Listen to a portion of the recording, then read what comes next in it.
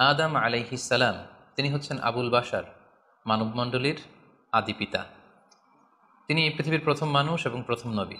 গোটা মানবমণ্ডলীর মধ্য থেকে আল্লাহ তাআলা আদম আলাইহিস সালামকে পৃথিবীর প্রথম মানুষ এবং প্রথম নবী হিসেবে বাছাই করেছেন। আর আমরা পৃথিবীতে যারা আছি আমরা সবাই হচ্ছি বানি আদম বা আদম আলাইহিস সালামের বংশধর।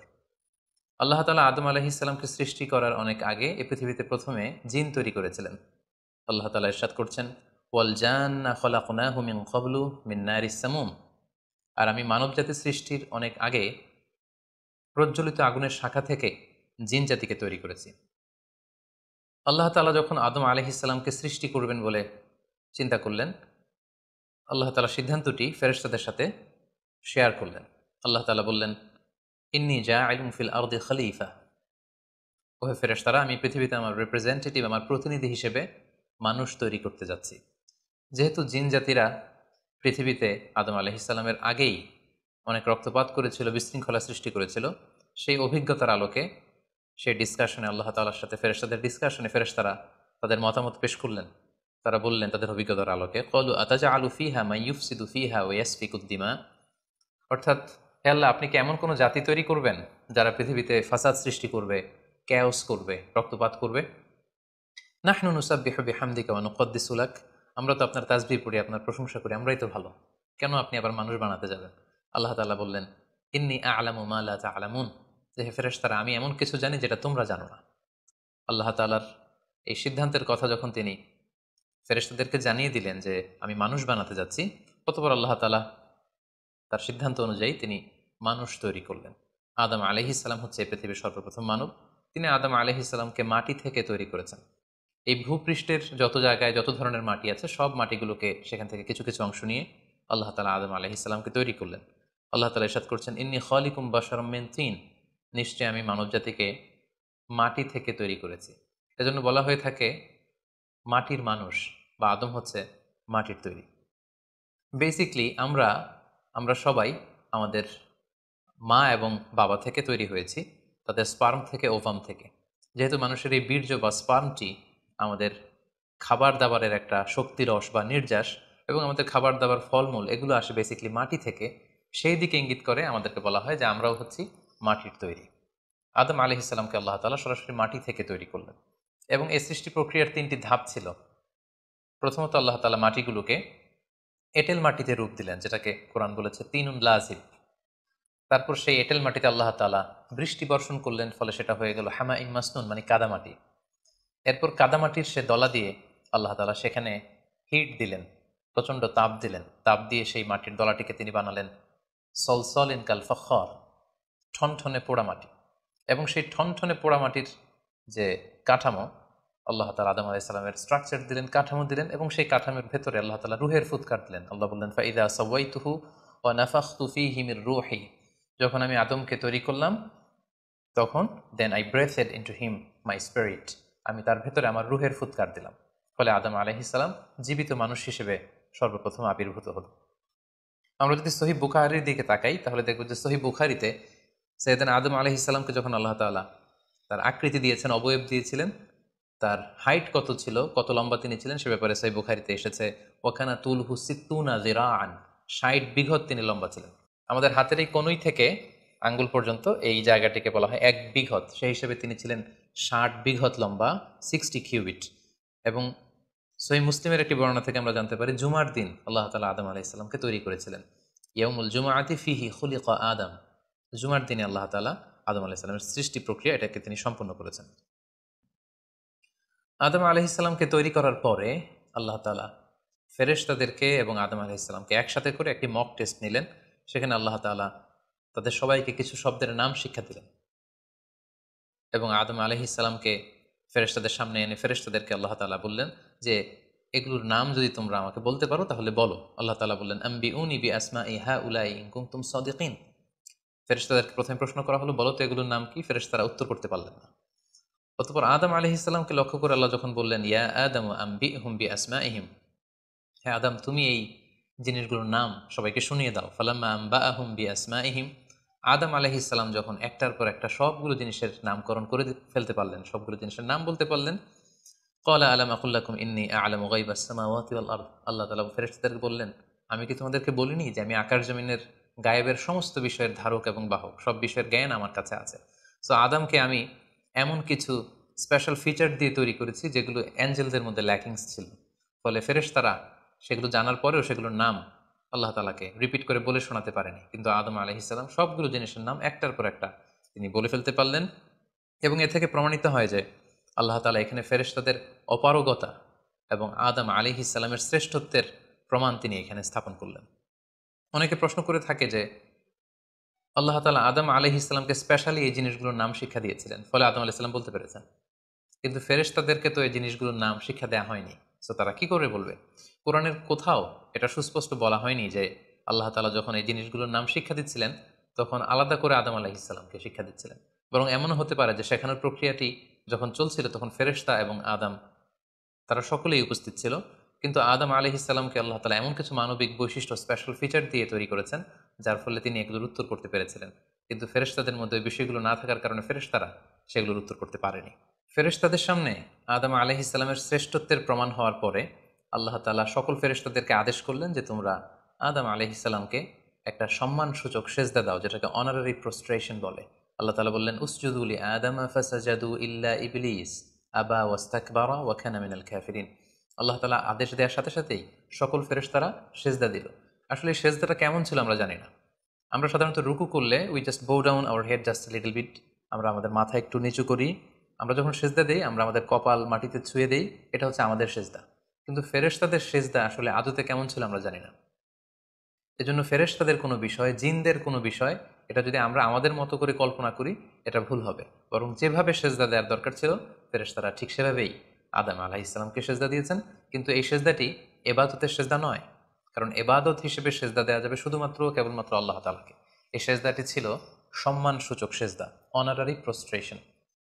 ফাসাজাদু ইল্লা ইবলিস, আল্লাহ তাআলা আদেশ দেওয়ার সাথে সাথে সকল ফেরেশতারা সেজদা দিল, ইবলিস ছাড়া।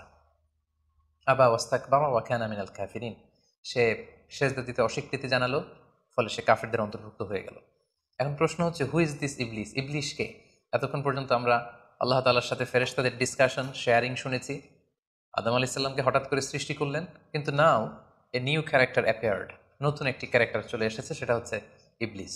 ইবলিস হচ্ছে এক আহ, মহাজ্ঞানী সত্তা, যে হচ্ছে কানা মিনাল জিন। কোরআন আমাদেরকে কনফার্ম করেছে কানা মিনাল জিন্নি ফাফাসাকা আন আমরি রাব্বি। ইবলিস বা শয়তান বেসিকলি জিন জাতির অন্তর্গত। আমরা আমাদের আদম আলাইহিস সালামের আলোচনা শুরুতেই বলেছি যে আল্লাহ তাআলা মানব সৃষ্টির আগে এই পৃথিবীতে জিন তৈরি করেছিলেন। ইবলিস হচ্ছে সেই জিনের অন্তর্গত। সে এবাদতে এত বেশি পরিশ্রমী ছিল, সে বেশি বেশি আবাদত করতে করতে আল্লাহ তাআলার প্রিয় সত্তায়, প্রিয় ভাজনে পরিণত হয়েছে। ফলে আল্লাহ তাআলা তার স্ট্যাটাসকে অনেক হাই করে দিয়েছেন এবং ফেরেশতাদের সাথে থাকবার সুযোগ করে দিয়েছিলেন। তাকে আল্লাহ তাআলা এতটাই সম্মান দিয়েছিলেন, সে চাইলেই আল্লাহ তাআলার সাথে সরাসরি কথা বলতে পারত। কিন্তু আল্লাহ তাআলা যখন আদম আলাইহিস সালামকে সেজদা দেওয়ার আদেশ করলেন, সবাই সেজদা দিল, ইবলিস ছাড়া। আল্লাহ তাআলা এ পর্যায়ে ইবলিসকে জিজ্ঞেস করলেন, মা মানাআকা আল্লা তাসজুদা ইয আমারতুক। হে ইবলিস, কিসে তোমাকে বাধা দিল সেজদা দিতে? কেন তুমি সেজদা দিলে না? সবাই যেখানে সেজদা দিল তুমি কেন সেজদা দিলে না? ইবলিস তখন উত্তরে বলল, আনা খায়রুম মিনহু খলাকতানি মিন নার ওয়া খলাকতাহু মিন তিন। আমি আদমের চাইতে শ্রেষ্ঠ। সে আল্লাহর সাথে আর্গুমেন্ট দিতে শুরু করলো, লজিক দিতে শুরু করলো। সে যদি অন্তত এতটুকু বলতো যে আল্লাহ আপনি কেন আমাকে সেজদা দিতে বলছেন, আমি এটার সিগনিফিকেন্স, এটার কারণ জানতে চাই, অথবা আল্লাহ আমি ভুল করে ফেলেছি, আপনি আমাকে ক্ষমা করুন, এর কোনোটাই না করে সে আল্লাহর সাথে আর্গুমেন্ট দিতে লাগলো। আর্গুমেন্টেটিভ একটা অ্যাটিচিউড তার মধ্যে গ্রো করলো। সে বলল, খলাকতানি মিন নার ওয়া খলাকতাহু মিন তিন। আপনি আমাকে সৃষ্টি করেছেন আগুন থেকে, আদমকে সৃষ্টি করেছেন মাটি থেকে। আগুন হচ্ছে ঊর্ধ্বমুখী, আগুনের লেলিহান শিখা দাউ দাউ করে উপরের দিকে উঠতে থাকে, আর মাটির চাকা ঢিলা, ছেড়ে দিলে নিচে পড়ে যায়। সো ঊর্ধ্বমুখী কোনো জিনিস তো নিম্নমুখী কোনো জিনিসের কাছে নত হতে পারে না, আমি কেন সেজদা দেব? সে যখন আল্লাহ তাআলার কাছে এইভাবে যুক্তিতর্ক স্থাপন করলো, আল্লাহ তাআলা তার র্যাঙ্কিংকে নষ্ট করে দিলেন। আল্লাহ বললেন যে তুমি বিতাড়িত, অভিশপ্ত, লাঞ্ছিত এবং ধিক্কৃত। আল্লাহ তাআলা তার যে হাই র্যাঙ্ক এবং স্ট্যাটাস, সেই পদমর্যাদা, তাকে পদমর্যাদাচ্যুত করা হলো। ফলে সে তার আগের অবস্থানে আর থাকলো না। সে আল্লাহ তাআলাকে এবার বলতে আরম্ভ করলো, ক্বালা আনজিরনি ইলা ইয়াউমি ইউবআসুন। হে আল্লাহ, এত বছর আমি ইবাদত করার পরে আপনার প্রিয় ভাজন হলাম, কিন্তু শুধু আদমকে সম্মানসূচক সেজদা প্রদর্শন না করার কারণে আপনি আমার স্ট্যাটাসকে নামিয়ে দিলেন, আপনি আমাকে ধিক্কৃত অভিশপ্ত বলে ঘোষণা করলেন। তাহলে আমি আপনার কাছে একটা জিনিস চাই, সেটা হচ্ছে আংজিরনি ইলা ইয়াউমি ইউবাআসুন, আপনি আমাকে কিয়ামত পর্যন্ত হায়াত দিন, যাতে আমি কিয়ামত পর্যন্ত বেঁচে থাকতে পারি। এবং সে শুধু আল্লাহর সাথে আর্গুমেন্ট দিয়েই ক্ষান্ত হয়নি, সে এ পর্যায়ে আল্লাহ তাআলাকে চ্যালেঞ্জ ছুড়ে দিল। বেসিকলি যদিও ইবলিস এত এত ইবাদত করে আল্লাহ তাআলার প্রিয় হয়েছিল, ফেরেশতাদের পর্যায়ে চলে গিয়েছিল, আল্লাহ তাআলা তার সাথে ডিরেক্টলি কথা বলতো, কিন্তু ইবলিসের ভেতরে একটা সুপ্ত অহমিকা বোধ ছিল। আল্লাহ তাআলা চেয়েছেন এই ইনসিডেন্টের মধ্য দিয়ে সেই সুপ্ত অহমিকা বোধটা প্রকাশ করে দিতে। ইবলিস ভাবতো যে কেউ আমাকে ছাড়িয়ে যেতে পারবে না, আমি সবার চাইতে শ্রেষ্ঠ। সে বলেছিল আনা খাইরুম মিনহু, আমি তার চেয়ে শ্রেষ্ঠ। তার ভেতরে যে সুপ্ত অহমিকা বোধ, এই যে অ্যারোগ্যান্স, এই যে ইগোইস্টিক সমস্যা, আল্লাহ তাআলা চেয়েছেন এই ঘটনার অবতারণা ঘটিয়ে ইবলিসের ভেতরকার এই অহমিকা বোধকে প্রকাশ করে দিতে, এবং সেটাই ঘটেছে। এবার সে আল্লাহ তাআলাকে চ্যালেঞ্জ দিয়ে বলল যে আল্লাহ, আপনি আমাকে কিয়ামত পর্যন্ত হায়াত দিন, লা আকউদান্না লাহুম সিরাতাকাল মুস্তাকিম, আপনার এই আদম সন্তান বনি আদমের যারা পৃথিবীতে আসবে তারা কি করে জান্নাতে যায় সেটা আমি দেখে নেব। আমি সিরাতুল মুস্তাকিমের সামনে বসে থাকবো, যাতে করে তারা সরল সঠিক পথ পেতে না পারে, তারা যাতে সত্যের পথে থাকতে না পারে। আমি তাদেরকে সুম্মা লাআতিয়ান্নাহুম মিন বাইনি আইদিহিম ওয়া মিন খলফিহিম ওয়া আন আইমানিহিম ওয়া আন শামাইলিহিম, সামনে থেকে, পেছন থেকে, ডান দিক দিয়ে, বাঁ দিক দিয়ে, সব দিক দিয়ে আমি তাদেরকে কুমন্ত্রণা দিব, ধোকা দিব, টেম্পটেশন দিব, হুইসপারিং করব। ওয়ালা তাজিদু আকসারাহুম শাকিরিন, আপনি তাদেরকে শুকরগুজার কৃতজ্ঞ বান্দাদের অন্তর্ভুক্ত পাবেন না। আল্লাহ তাআলা বললেন লামান তাবিআকা মিনহুম লাআমলাআন্না জাহান্নামা মিনকুম আজমাইন, তুমি আমাকে চ্যালেঞ্জ দিচ্ছ, ঠিক আছে, আমিও তোমার চ্যালেঞ্জ নিলাম, চ্যালেঞ্জ অ্যাকসেপ্টেড। তোমাকে এবং তোমাকে যারা ফলো করবে, ফলোয়ারদেরকে, তাদের সবাইকে দিয়ে আমি জাহান্নামকে পরিপূর্ণ করব। আল্লাহ তাআলা ইবলিসকে কিয়ামত পর্যন্ত হায়াত দিলেন, তার চ্যালেঞ্জ গ্রহণ করলেন, এবং ইবলিসও তার মিশন এবং ভিশন ফিক্স করে নিল যে যে আদমের কারণে আজকে আমি এতটা ধিকৃত, অভিশপ্ত, লাঞ্ছিত, সে আদমকে এবং সে আদমের সন্তানদেরকে, বনি আদমকে আমি জাহান্নামে ঢুকানোর আগ পর্যন্ত ক্ষান্ত হব না। এবং আল্লাহ রাসূল সাল্লাল্লাহু আলাইহি ওয়াসাল্লাম বললেন যে ইন্না শাইতানা ইয়াজরি মিনাল ইনসানি মাজরাদ দাম, মানুষের রক্ত প্রবাহের সাথে ইবলিস মিশে যেতে পারে, সেখানে যে সে কুমন্ত্রণা দিতে পারে।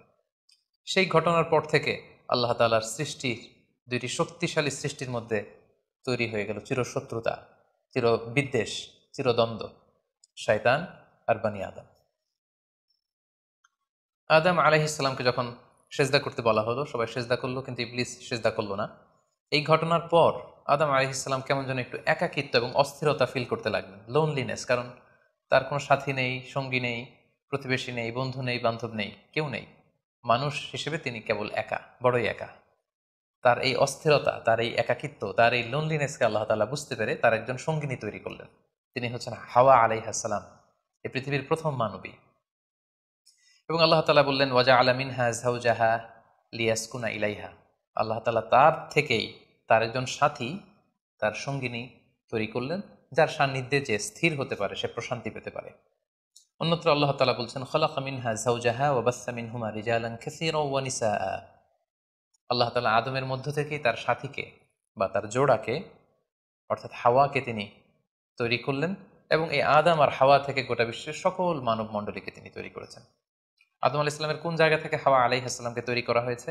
সহিহ বুখারীতে এসেছে খুলিকনা মিন তিলা, পাঁজরের হাড় থেকে। আদম আলাইহিস সালামের বাম পাঁজরের উপর দিকের বাঁকা হাড় থেকে আল্লাহ তাআলা হাওয়া আলাইহিস সালামকে তৈরি করেছেন। হাওয়া শব্দটি এসেছে আরবি শব্দ হাই থেকে। হাই মানে জীবিত, প্রাণবন্ত। যেহেতু জীবন্ত আদম থেকে ওনাকে সৃষ্টি করা হয়েছে, তাই তাকে হাওয়া বলা হয়। অথবা আদম আলাইহিস সালাম হাওয়া আলাইহিস সালামের সঙ্গ পেলেই তিনি উজ্জীবিত হয়ে ওঠেন, প্রাণোচ্ছল হয়ে ওঠেন, এজন্য ওনাকে হাওয়া বলা হয়। তাহলে পৃথিবীর প্রথম মানবী হাওয়া আলাইহিস সালামকে আল্লাহ তাআলা আদম আলাইহিস সালামের নিঃসঙ্গতা, একাকিত্ব এবং লোনলিনেস যে ফিলিংটা, এটা দূর করার জন্য তার একজন সঙ্গী তিনি ঠিক করে দিলেন, আদম এবং হাওয়া। ইংরেজিতে বলা হয় অ্যাডাম অ্যান্ড ইভ। এবং আল্লাহ তাআলা তাদের দুজনকে জান্নাতে থাকবার পারমিশন দিলেন। আল্লাহ তাআলা বললেন ওয়াকুলনা ইয়া আদম উসকুন আনতা ওয়া যাওজুকাল জান্নাহ, আদম তুমি আর তোমার স্ত্রী বা তোমার সঙ্গিনী দুজনে মিলে জান্নাতে থাকো। তবে এক্ষেত্রে কিছু ডুজ অ্যান্ড ডোন্টস আছে, কিছু ওয়ার্নিং আছে, কিছু প্রিকশন আছে। সেটা হচ্ছে ওয়াকুলা মিনহা রগাদান হাইসু শিইতুমা, এই বাগানে, এই জান্নাতের যেখান থেকে মনে যায় তৃপ্তি সহকারে তোমরা উভয়ে খাও, কিন্তু ওয়ালা তাকরাবা হাযিহি শাজারাতা ফাতাকুনা মিনাল যালিমিন, জান্নাতের যেখান থেকে মনে চায় তোমরা খেতে পারো, পান করতে পারো, ঘুরে বেড়াতে পারো, আনন্দ উৎসব করতে পারো, কিন্তু ওয়ালা তাকরাবা হাযিহি শাজারা, এই গাছের ফল খাবে না। Be aware of this tree, এই গাছের কাছেও যাবে না। যদি যাও, যদি খাও, তাহলে ফাতাকুনা মিনাল যালিমিন, তোমরা জালিমদের অন্তর্ভুক্ত হয়ে যাবে। তাহলে আল্লাহ তাআলা আদম এবং হাওয়াকে জান্নাতে থাকার সুযোগ দিলেন, সেখানে কি করা যাবে কি করা যাবে না সেটা বাতলে দিলেন, ডুজ অ্যান্ড ডোন্টস দিলেন এবং ওয়ার্নিং দিয়ে দিলেন।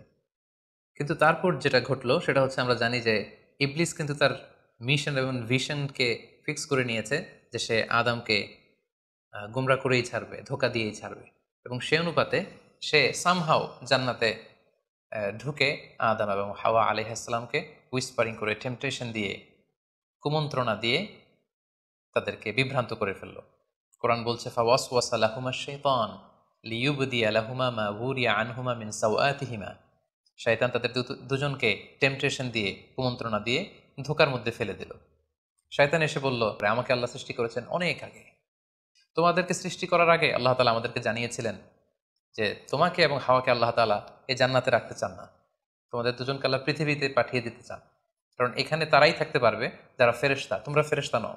আর এখানে পার্মানেন্টলি থাকার জন্য, রেসিডেন্সিয়াল পারমিটের জন্য একটা জিনিস লাগে, সেটা হচ্ছে ওই গাছের ফল খেতে হয়। যারা ওই গাছের ফল খেয়ে ফেলবে তারা এখানকার চিরকালীন বাসিন্দা হয়ে যাবে, তারা কখনো পৃথিবীতে যাওয়া লাগবে না। সো এই জন্য আল্লাহ তাআলা তোমাদেরকে ফল খেতে নিষেধ করেছেন ওই গাছে। তোমরা যদি ওই গাছের ফল খেয়ে ফেলো তাহলে তোমরা এখানকার চিরস্থায়ী অধিবাসী হয়ে যাবে। কোনোভাবেই আল্লাহ তাআলা তোমাদেরকে এখান থেকে তাড়াতে পারবেন না। কিন্তু আল্লাহ তাআলা চাইছেন তোমাদেরকে এখান থেকে তাড়িয়ে পৃথিবীতে পাঠিয়ে দিবেন। আমি তোমাদেরকে কসম করে বলছি, আমি তোমাদের ওয়েল উইশার, শুভাকাঙ্ক্ষী। শয়তান বলল যে, ওয়াকাসামাহুমা ইন্নী লাকুমা মিনান নাসিহিন, নিশ্চয়ই আমি তোমাদের জন্য শুভাকাঙ্ক্ষী, তোমরা আমার কথা শোনো। যদি এখানে আরামে দিনাতিপাত করতে চাও তাহলে তোমরা এই ফল খাও, ফলে তোমাদেরকে আর কোথাও যাওয়া লাগবে না। আদম আলাইহিস সালাম, আল্লাহ তাআলা say their dos and don'ts, say warning এর কথা ভুলে তিনি এবং তার স্ত্রী ওই নিষিদ্ধ ফল থেকে খাওয়া শুরু করলেন। এবং খাওয়ার সাথে সাথেই ফালাম্মা যাকা শাজারাতা বাদাত লাহুমা সাওআতুহুমা ওয়া তাফিকা ইয়াখসিফানি আলাইহিমা মিন ওয়ারাকিল জান্নাহ, ওই নিষিদ্ধ গাছের ফল খাওয়ার সাথে সাথেই আদম আলাইহিস সালাম এবং হাওয়া আলাইহিস সালামের গায়ে যে জান্নাতি পোশাক ছিল, অটোমেটিক্যালি সেই পোশাক খুলে পড়তে আরম্ভ করলো।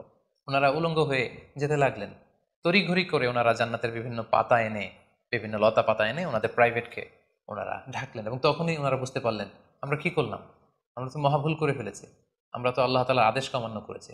আল্লাহ তাআলার সাথে সাথে বললেন, আলাম আনহাকুমা আন তিলকুমা শাজারা, আদম এটা তোমরা কি করলে, আমি তো এটা কখনো এক্সপেক্ট করিনি, আমি কি তোমাদেরকে নিষেধ করিনি এই গাছের ফল খেতে, এবং আমি কি তোমাদেরকে বলে দেইনি যে ইন্না শাইতানা লাকুম আদুউম মুবিন, শয়তান তোমাদের সুস্পষ্ট চিরশত্রু, কেন তোমরা এই কাজটা করলে? আদম আলাইহিস সালাম এবং হাওয়া আলাইহিস সালাম ওনারা লজ্জিত হলেন, ওনাদের কাজের জন্য ওনারা লজ্জিত হলেন। আল্লাহ তাআলা বলছেন, ওয়ালাকাদ আহিদনা ইলা আদামা মিন ক্বাবলু ফানাসিয়া ওয়ালাম নাজিদ লাহু আজমা, আমি আদমকে ওসিয়ত করেছিলাম যে এই কাজটি তুমি করো না, কিন্তু আদম আলাইহিস সালাম ভুলে গিয়েছেন।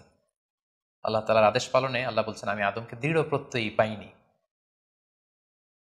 ফলে আদম আলাইহিস সালাম এবং হাওয়া আলাইহিস সালাম ওনারা নিজেদের ভুল বুঝতে পারলেন এবং অনুতপ্ত হলেন, লজ্জিত হলেন, আল্লাহ তাআলার কাছে ক্ষমা চাইতে লাগলেন। আল্লাহ তাআলা তাদেরকে ক্ষমার কিছু বাক্য শিখিয়ে দিলেন। ফাতালাক্কা আদামু মির রাব্বিহি কালিমাত, কিছু বাক্য শিখিয়ে দিলেন। সেই বাক্যগুলো কি ছিল? সেগুলো ছিল, রব্বানা যালামনা আনফুসানা ওয়া ইল্লাম তাগফির লানা ওয়া তারহামনা লানাকুনান্না মিনাল খাসিরিন, মানে হে আল্লাহ, আমরা জুলুম করে ফেলেছি আমাদের নাফসের উপর, আমরা ভুল করেছি, আপনি যদি আমাদেরকে ক্ষমা না করেন, যদি রহম না করেন, আমরা তো ক্ষতিগ্রস্তদের অন্তর্ভুক্ত হয়ে যাব। আদম আলাইহিস সালাম এবং হাওয়া আলাইহিস সালাম উভয়ে অনুতপ্ত হলেন, লজ্জিত হলেন এবং চোখের পানি ছেড়ে এই দোয়াটি পড়ে পড়ে আল্লাহ তাআলার কাছে ক্ষমা চাইলেন এবং আল্লাহ তাআলা তাদের উভয়কে ক্ষমা করে দিলেন।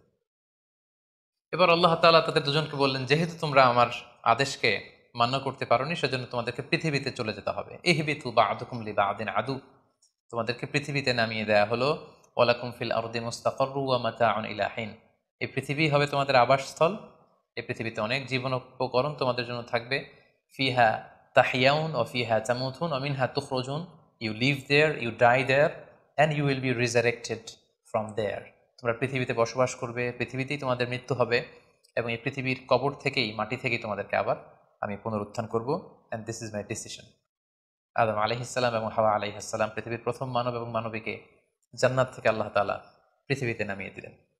এবং আল্লাহ বললেন যে, তোমাদেরকে নামিয়ে দিয়ে আমি ক্ষান্ত হচ্ছি না, ফাইম্মা ইয়াতিয়ান্নাকুম মিন্নি হুদান, আমার গাইডেন্স তোমাদের কাছে আসবে, ফামান তাবিআ হুদায়া ফালা ইয়াদিল্লু ওয়ালা ইয়াশকা, আমার দেয়া পথ নির্দেশিকা এবং গাইডেন্স যারা মেনে চলবে তারা কখনো পথভ্রান্ত হবে না, তারা কখনো গোমরা হবে না। অতঃপর আল্লাহ তাআলা তাদের দুজনকে পৃথিবীতে নামিয়ে দিলেন। আদম এবং হাওয়া কোথায় নামিয়ে দিলেন এ ব্যাপারে ঐতিহাসিকদের মধ্যে মতভেদ পাওয়া যায়।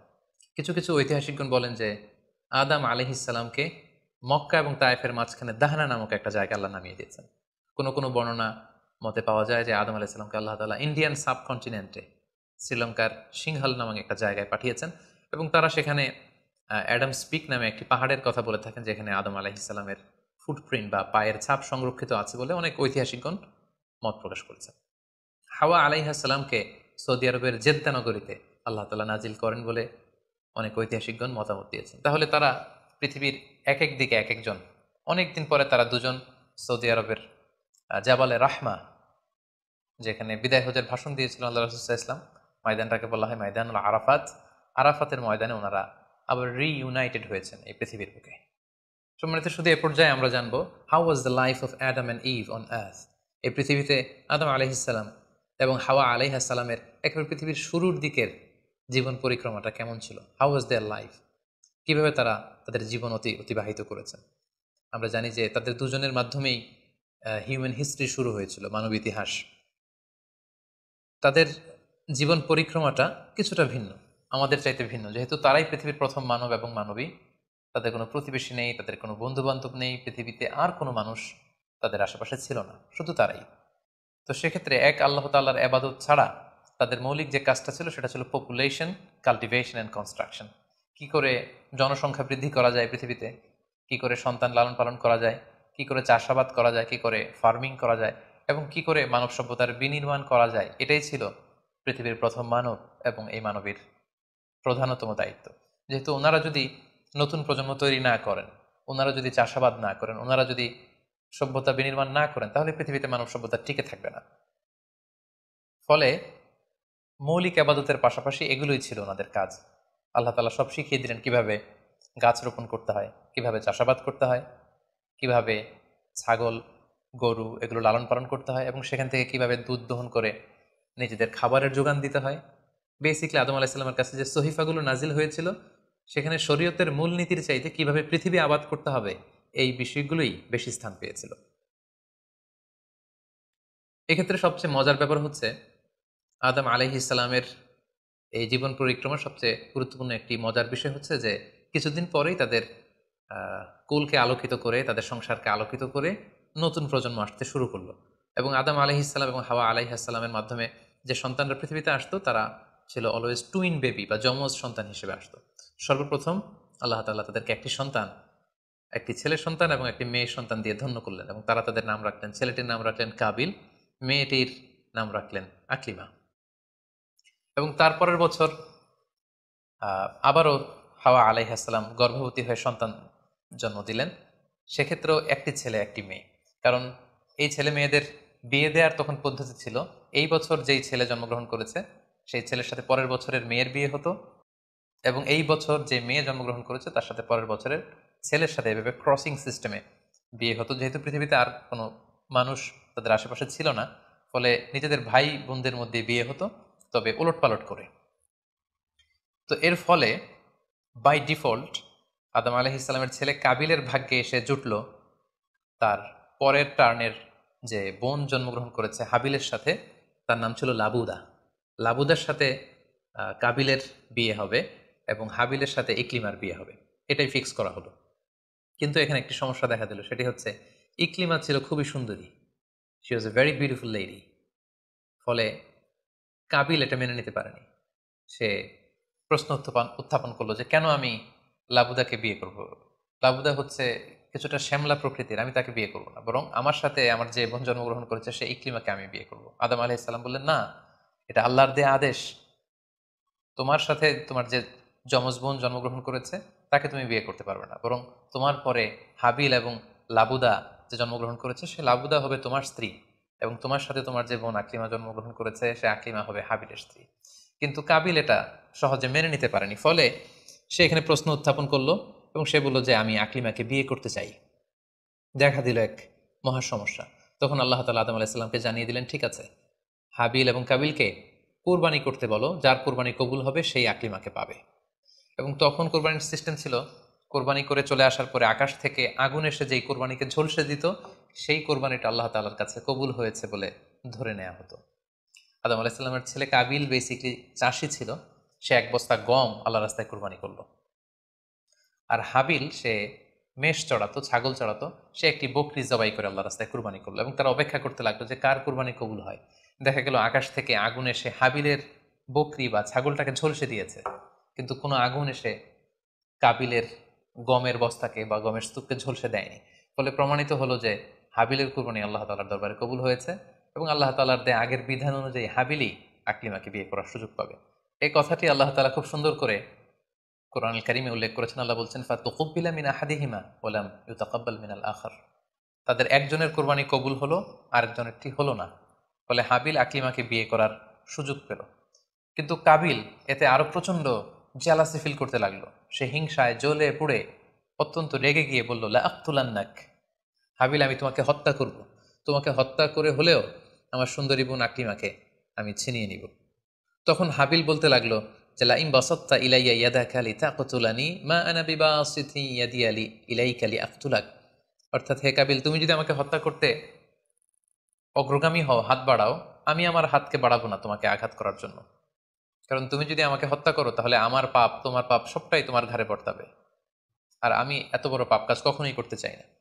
কাবিল এ কথাতেও ক্ষান্ত না হয়ে সে হত্যা করতে উদ্ধত হলো এবং সে তার কথা মতো তার ভাই হাবিলের উপর চড়াও হয়ে আক্রমণ করে তার আপন ভাই হাবিলকে সে হত্যা করে ফেলল। কোরআন বলল, ফাকাতালা ফাসবাহা মিনাল খাসিরিন। কাবিল হাবিলকে হত্যা করে ফেলল। প্রতিহিংসার অনলে জ্বলে পুড়ে শয়তানের কুমন্ত্রণায় পৃথিবীর প্রথম হত্যাকাণ্ড, the first murder ever in the world, পৃথিবীর প্রথম হত্যাকাণ্ড সংঘটিত হলো এবং হত্যাকারী ছিল আদম আলাইহিস সালামের ছেলে কাবিল। এবং এই পৃথিবীর প্রথম নিহত মানুষের নাম হচ্ছে হাবিল। সহিহ বুখারীতে আল্লাহ রাসূল সাল্লাল্লাহু আলাইহি ওয়াসাল্লাম ইরশাদ করেছেন, আউয়ালু মান সান্নাল কতলা। কাবিল হচ্ছে ওই ব্যক্তি যে পৃথিবীতে সর্বপ্রথম হত্যার ট্র্যাডিশন চালু করেছে। কাবিলের আগে কেউই পৃথিবীতে হত্যাকাণ্ড ঘটায়নি। ফলে হাবিল হচ্ছে পৃথিবীর প্রথম শহীদ বা প্রথম নিহত মানুষ। এবং কাবিল যেহেতু এই হত্যার ট্র্যাডিশন করেছে, এই মার্ডারের ট্র্যাডিশন করেছে, ফলে পৃথিবীতে যারাই এই বিচার বহির্ভূত হত্যা বা অন্যায়ভাবে কাউকে হত্যাকাণ্ডের সাথে জড়িত হবে, তার একটি পার্সেন্টেজ গুণা কিয়ামত পর্যন্ত কাবিলের ভাগেও এটি যেতে থাকবে। এখন যে মজার ব্যাপারটি ঘটেছে সেটি হচ্ছে, কাবিল যখন হাবিলকে আক্রমণ করেছে, হাবিলকে নিহত করেছে, হত্যা করেছে, হত্যা করার পরে হাবিল লাশ হয়ে শুয়ে রইল। কারণ কাবিল যখন হাবিলকে আক্রমণ করেছে, হাবিলের গা থেকে যখন ব্লিডিং হয়েছে, সে ছটফট ছটফট করতে করতে এক পর্যায়ে মারা গেল। কিন্তু মারা যাওয়া কাকে বলে এটাও পৃথিবীর কেউ জানতো না। কাবিল নিজেও বুঝতে পারেনি যে এইভাবে আমি আঘাত করলে হাবিল এইভাবে মরে যাবে, তার ব্লিডিং হবে। মৃত্যু কি এটা তারা জানে না, কারণ এই পর্যন্ত এই পৃথিবীতে কেউ তো মারা যায়নি। ফলে সে দেখলো যে কিছুক্ষণ আগে আমার ভাই হাবিল আমার সাথে কথা বলছিল, এখন হাবিল আর কথা বলে না, চুপ করে শুয়ে আছে, নড়ে না চড়ে না। কাবিল তার ভাইকে কাঁধে নিয়ে ঘুরতে লাগলো। কি করবে, সে কথা বলে না কেন? কারণ এটা যে মৃত্যু, দিস ইজ দ্য ডেথ, এটা তাদের জানা ছিল না। এবং তার ভাইয়ের লাশকে সে কি করবে সে নিজে বুঝতে পারছিল না।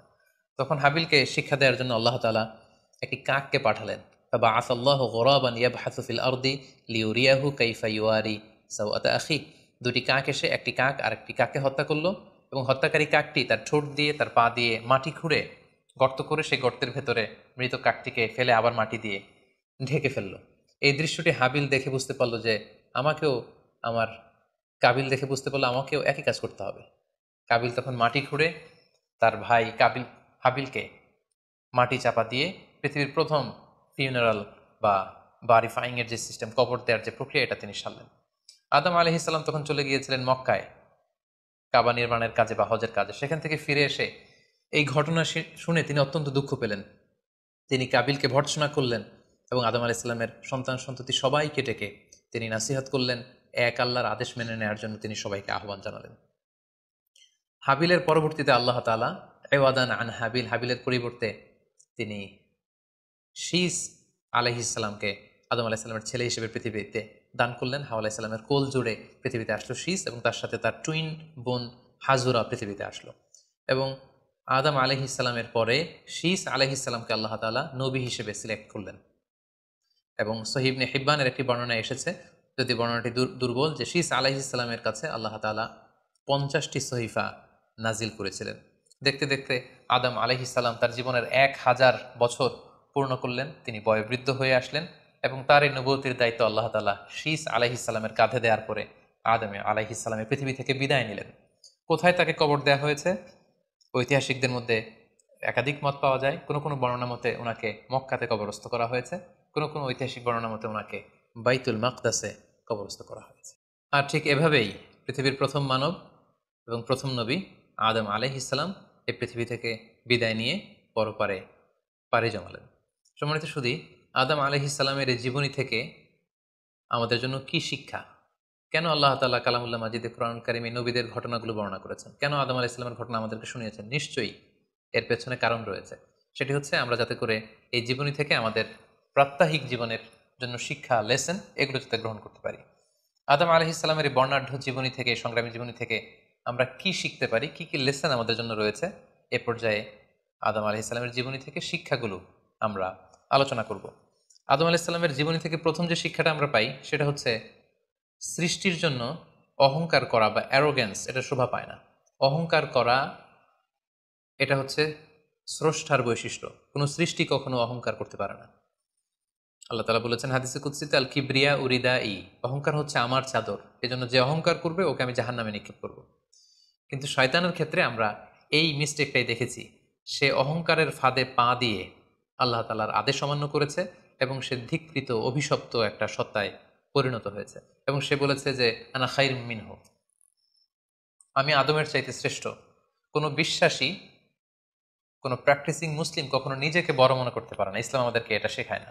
নিজেকে বড় মনে করা এটা হচ্ছে শয়তানের স্বভাব, যেটা আমরা আদম আলাইহিস সালাম এবং শয়তানের যে ঘটনা, ইনসিডেন্ট, সেখান থেকে আমরা জানতে পারলাম। নিজেকে বড় মনে করা এটা শয়তানের অ্যাটিচিউড। বিশ্বাসীরা কখনো নিজেকে বড় মনে করে না, তারা কখনো অ্যারোগ্যান্ট অ্যাটিচিউডের হতে পারে না। কারণ আল্লাহ রাসূল সাল্লাল্লাহু আলাইহি ওয়াসাল্লাম আমাদেরকে শিখিয়েছেন, আল্লাহুম্মা জাআল ফি আইনি সাগীরা ওয়া ফি আ'ইউনিন নাসি কাবীরা, হে আল্লাহ আপনি আমার চোখে আমাকে ছোট বানান, মানুষের চোখে আপনি আমাকে বড় বানান। আপনি নিজেকে কখনো বড় বলে উপস্থাপন করতে পারবেন না। আপনি বড় এটা আপনার মুখে বলা শোভা পায় না, বরং আপনি বড় কিনা ছোট এটা মানুষ প্রমাণ করবে, সেটা মানুষ ডিসাইড করবে। এজন্য আল্লাহ রাসূল সাল্লাল্লাহু আলাইহি ওয়াসাল্লাম বলতেন, হে আল্লাহ আমার চোখে আপনি আমাকে ছোট বানান, মানুষের চোখে আপনি আমাকে বড় বানান। তাহলে আদম আলাইহিস সালাম এবং ইবলিসের এই ঘটনা থেকে আমরা প্রথম যে শিক্ষাটা পাই সেটা হচ্ছে আমরা যেন কখনো আমাদের অন্তরে অহমিকা বোধ লালন না করি, আমরা যেন এই ইগোইস্টিক সমস্যাতে না ভুগি, আমরা কখনো যেন অহংকারী না হই, বরং আমরা যেন বিনয়ী হতে পারি। বিনয়ী বান্দাদেরকে আল্লাহ তাআলা পছন্দ করেন। নিজেকে বড় মনে করা এটা হচ্ছে শয়তানের স্বভাব এবং সে নিজেকে বড় মনে করেই চির অভিশপ্ত হিসেবে চিহ্নিত হয়েছে। আদম আলাইহিস সালামের ঘটনা থেকে আরও একটি শিক্ষা আমরা যেটি পাই সেটি হচ্ছে শয়তানের প্রথম মিশন ছিল মানুষের দেহ থেকে পোশাক খুলে ফেলা। আই রিপিট, আমি আবারও বলছি, মানুষের দেহ থেকে পোশাক খুলে ফেলা, নগ্নতা বা অশ্লীলতা, এটা হচ্ছে শয়তানের প্রধান হাতিয়ার। আমরা এই ঘটনা থেকে জেনেছি যে আদম আলাইহিসসালাম এবং হাওয়া আলাইহিসসালাম তারা যখন ওই নিষিদ্ধ গাছ থেকে ভক্ষণ করলেন, তারা যখন নিষিদ্ধ ফলটি খেয়ে ফেললেন, সাথে সাথে জান্নাতের পোশাক তাদের দেহ থেকে খুলে পড়ে গিয়েছে। এবং কেন আদম আলাইহিসসালাম এবং হাওয়া আলাইহিসসালামকে শয়তান ওয়াসওয়াসা দিয়েছিল? সূরা আরাফে আল্লাহ বলছেন, লিউরিয়া হুমা সাওআতিহিমা, যাতে করে তাদের প্রাইভেট, তাদের লজ্জাস্থান প্রকাশিত হয়ে পড়ে। তাহলে আমরা এই ঘটনা থেকে আরও যে শিক্ষাটি পাই সেটি হচ্ছে নগ্নতা এবং অশ্লীলতা হচ্ছে শয়তানের প্রধান হাতিয়ার। বর্তমানে আমরা সেটাই দেখতে পাচ্ছি যে শয়তান আমাদের পোশাককে খাটো করতে চাচ্ছে। দিনকে দিন আমাদের পোশাকের ধরন এমন হতে যাচ্ছে, বিশেষ করে আমাদের বোনদের বা নারীদের পোশাকের দিকে যদি আমরা তাকাই, এটা ছোট হতে হতে এমন একটা পর্যায়ে চলে যাচ্ছে, এর মাধ্যমে কিন্তু এই নুডিটি বা নগ্নতা এবং অশ্লীলতার ছড়াছড়ি আমাদের সমাজে খুব বেড়ে গিয়েছে এবং এটা ছিল শয়তানের প্রধান হাতিয়ার। আমাদের আদি পিতা এবং আদি মাতাকে এই নগ্নতা এবং অশ্লীলতার মাধ্যমেই, তাদের দেহ থেকে পোশাক খোলার মাধ্যমে কিন্তু শয়তান প্রথম তার শত্রুতা প্রকাশ করতে পেরেছিল। এবং কারা আসলে আমাদের শত্রু, কে আমার শত্রু, কে আমার বন্ধু, এটা আমাদেরকে জানতে হবে। আল্লাহ তাআলা খুব সুস্পষ্টভাবে কোরআনে বলেছেন যে ইন্নাহু লাকুম আদুউম মুবিন, তোমরা শয়তানের পদাঙ্ক অনুসরণ করো না, কারণ শয়তান হচ্ছে তোমাদের সুস্পষ্ট শত্রু। সো কে আমার বন্ধু, কে আমার শত্রু, এ ব্যাপারে যেন আমরা সুস্পষ্ট একটি ধারণা পেতে পারি, এই জন্য কোরআন আমাদেরকে জানিয়েছে শয়তান হচ্ছে আমাদের প্রকাশ্য শত্রু। আদম আলাইহিস সালামের এই স্টোরি থেকে আমরা আরও একটি শিক্ষা পাই, সেটা হচ্ছে আল্লাহ তাআলা যখন জান্নাতে আদম এবং হাওয়া আলাইহিস সালামকে থাকার সুযোগ দিলেন, আল্লাহ বললেন ওয়ালা তাকরাবা হাযিহি শাজারা, খবরদার যেটা মনে চায় খাও, কিন্তু ওই গাছের কাছেও যেও না। আল্লাহ তাআলা কিন্তু বলেননি ওই গাছের ফল খেও না, আল্লাহ বলেছেন কাছেও যেও না। এটা একটা কোরআনিক টার্ম, কাছেও যাওয়া যাবে না। ফল খাওয়া তো দূর কি বাত, ওই গাছের ফল খাওয়া তো অনেক পরের কথা, আগে কাছে গেলেই না ফল খাওয়া না খাওয়ার প্রসঙ্গটা আসে। এজন্য আল্লাহ তাআলা সাবধান করে বলে দিয়েছিলেন কাছেও যেও না। এটা কোরআনের একটা টার্ম। অশ্লীলতার ব্যাপারে যখন আল্লাহ আমাদেরকে সাবধান করেছেন, আল্লাহ বলেছেন ওয়ালা তাকরাবুজ জিনা, অশ্লীলতার কাছেও যেও না। যেখানে আল্লাহ তাআলা আমাদেরকে শিখাচ্ছেন যে কাছেও যেও না, কিন্তু আমরা কিন্তু আমাদের দেশে কাছে আসার গল্পের নাম কিন্তু এখন শুনছি। আমরা মোস্ট রিসেন্টলি কিছু বছর আগে ক্লোজ আপ ওয়ানের কাছে আসার দুর্দান্ত সব গল্প নিয়ে তারা কিছু প্রোগ্রাম করেছিলেন। সেখানে তরুণ তরুণীদেরকে খুব বেশি কাছে আসার জন্য তারা একে অপরের কাছে আসা, লাভ স্টোরিগুলো শেয়ার করা, এগুলো তারা প্রমোট করেছে। কিন্তু তার বিপরীতে কোরআনিক পয়েন্টস অফ ভিউ যদি আমরা দেখি, সেখানে কিন্তু আমরা ভিন্ন কনসেপশন দেখতে পাই। সেখানে কোরআন আমাদেরকে বলেছে যে কাছেও যাওয়া যাবে না, তোমরা কাছেও যেও না। সো এই বিষয়টি যেন আমরা মনে রাখবার চেষ্টা করি। আদম আলাইহিস সালামের ঘটনা থেকে আরও একটি শিক্ষা আমরা পাই, সেটা হচ্ছে শয়তান সবসময় আমাদেরকে অস্থির বানাতে চেষ্টা করে, মানে আমার আরও লাগবে, আমার আরও চাই, আমার আরও পেতে হবে। যেমন জান্নাতে নিঃসন্দেহে আদম এবং হাওয়া আলাইহিস সালামের জন্য কোনো অভাব ছিল না, সব কিছু সেখানে ছিল। তারপরেও কেন তাদেরকে যেটাকে নিষিদ্ধ করা হয়েছে ওই ফল কেন খাওয়া লাগবে? শয়তান এসে সেই কাজটাই করেছে। শয়তান বোঝাতে চাচ্ছে তোমাদের আরও লাগবে, আরও। এই অফুরন্ত খাবার এবং নাজ নেয়ামতে তোমাদের হবে না, বরং যেটা আল্লাহ নিষেধ করেছে ওইটাতেই যেতে হবে। সো এটা হচ্ছে শয়তানের একটা ধোঁকা দেওয়ার পদ্ধতি। শয়তান সবসময় আমাদেরকে আরও চাই, আমাদের আরও লাগবে, আরও পাওয়ার জন্য শয়তান আমাদেরকে উৎসাহিত করে। এরকম আরও আরও করে যখন আমরা এসবের পেছনে ছুটতে থাকি, ফলে আমরা অস্থির হয়ে উঠি। শয়তান কখনোই চায় না আমরা যেন প্রশান্ত চিত্তের অধিকারী থাকি, আমরা যেন ধীরস্থির থাকি। আপনি যখনই ধীরস্থির হবেন, আল্লাহর সিদ্ধান্তে যখন আপনি সন্তুষ্ট হবেন, তখনই আপনি আপনার মনে একটা প্রশান্তি চলে আসবে। ফলে আপনি তখন আল্লাহকে নিয়ে ভাবার সুযোগ পাবেন, আপনার জীবনকে নিয়ে সন্তুষ্ট হবেন। তখন আপনার মধ্যে একটা কামনেস, একটা ট্রাঙ্কুলিটি চলে আসবে।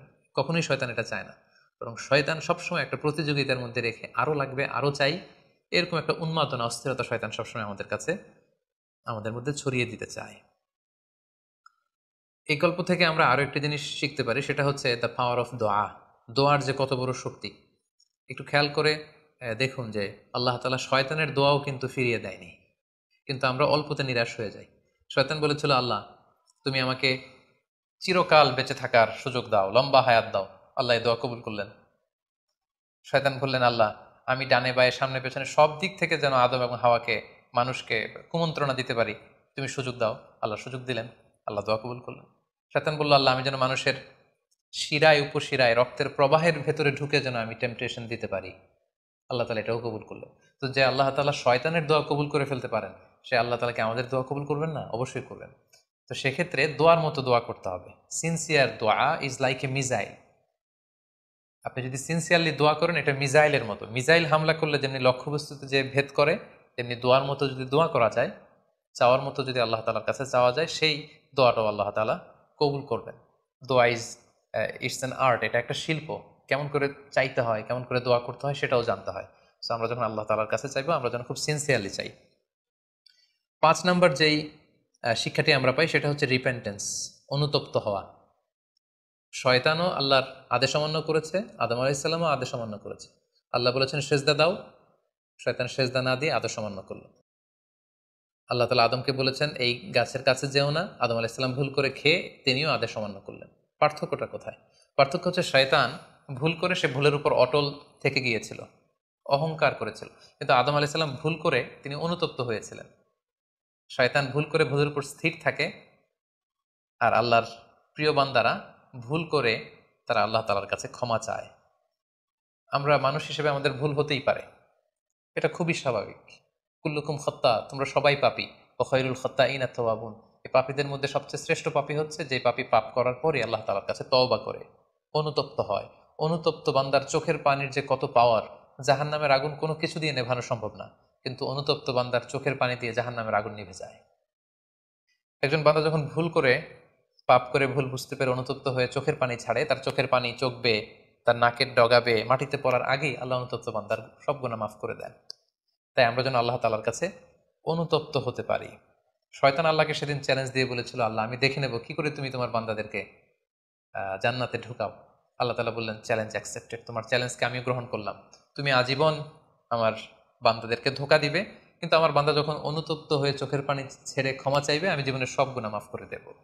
সো অনুতপ্ত হয়ে আল্লাহর কাছে চাওয়ার এই সুযোগটা যেন আমরা নষ্ট না করি। আমরা যেন ভুল করলে আল্লাহ তাআলার কাছে ক্ষমা চাই, আমরা যেন তওবা করে ফিরে আসি।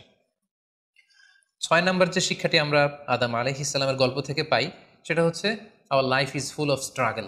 আমাদের জীবনটা হচ্ছে খুবই স্ট্রাগল করে এই জীবনটাকে লিড করতে হয়। এখানে অনেক ইফোর্ট দিতে হয়। দুনিয়াকে বলা হয় দারুল আসবাব, পরিশ্রম করে লড়াই করে নিজের অবস্থানকে এখানে জানান দিতে হয়। প্রতিকূল পরিবেশে কিভাবে আপনি টিকে থাকবেন, দুর্যোগ মোকাবেলা করে কিভাবে আপনি টিকে থাকবেন, সেটার শিক্ষা কিন্তু এই পৃথিবীতে আছে। যেমন আদম আলাইহিসসালাম, হাওয়া আলাইহিসসালাম যখন পৃথিবীতে এসেছেন, তাদের জন্য সব কিছু যে একেবারে প্রিপেয়ার্ড ছিল, ব্যাপারটি এমন নয়। ওনাদেরকে কষ্ট করতে হয়েছে, ওনাদেরকে চাষাবাদ করতে হয়েছে, মেষ পালন করতে হয়েছে, গাছ রোপণ করতে হয়েছে, ঝড় ঝঞ্ঝা বন্যা, এই প্রতিকূল পরিবেশে তাদেরকে টিকে থাকার লড়াই করতে হয়েছে। ফলে এই পৃথিবীতে টিকে থাকতে হলে লড়াই করতে হয়, সংগ্রাম করতে হয়। এই জীবনটা হচ্ছে সংগ্রামময় একটা জীবন। ফলে আদম আলাইহিস সালামের এই সংগ্রামী জীবন থেকে আমরা এটাও বুঝতে পারি যে এখানে আমাদেরকে টিকে থাকার জন্য লড়াই করে করে নিজের অস্তিত্বের জানান দিতে হবে। সর্বশেষ আদম আলাইহিস সালামের জীবনী থেকে যে আমরা শিক্ষাটি পাই, সেটা হচ্ছে এই পৃথিবীতে অনেক ধরনের ফিতনা আছে, এর মধ্যে নারী ঘটিত ফিতনা একটি বড় ধরনের ফিতনা, এবং এই পৃথিবীর প্রথম যে হত্যাকাণ্ড সেটা নারী ঘটিত কারণেই হয়েছে। এবং সহিহ মুসলিম আল্লাহ রাসূল সাল্লাল্লাহু আলাইহি ওয়াসাল্লাম বলেছেন, ফাইন্না আউওয়ালা ফিতনাতি বানি ইসরাঈল কানাত ফিন-নিসা।